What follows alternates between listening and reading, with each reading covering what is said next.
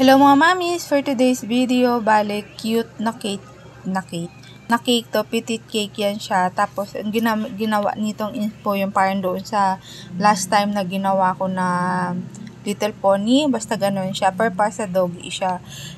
Ang size nito ay 6x3. Ito nga pala yung drip neto. Kung mapansin nyo, malapot siya, tapos mano-mano ko siyang itinutulak pa baba, hindi ko siya yung kagaya nung ibang ginagawa ko na kusa siyang bumabagsak sa baba.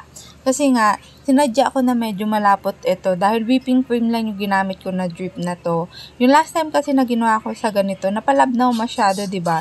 Maganda nga yung agos niya, kaya lang kapag ganun kasi, kinalaunan ba, yun sa may corner or edge na part pala, nagiging sobrang nipis siya na hindi siya ganun kaganda, tapos medyo nagbabubble. Basta hindi siya ganun kaganda in short kapag napasobra talaga na labnaw. Tapos yun, parang bumababa, basta sa may edge na banda. Kaya ganyan yung ginawa ko na tinansya-tansya ko siya na parang makapal pa din kumbaga yung kanyang maging edge, diba? Ayun yung mapansin nyo. Hindi man siya ganun ka-perfect, pero mas gusto ko yung ganyan na medyo makapal-kapal siya.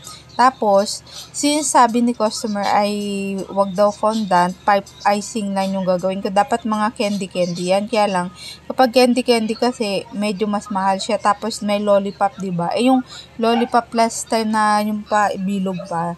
Ang mahal nung ganun kaya medyo budget friendly lang yung kailangan ni customer. Kaya sabi niya, sige, basta pipe icing lang.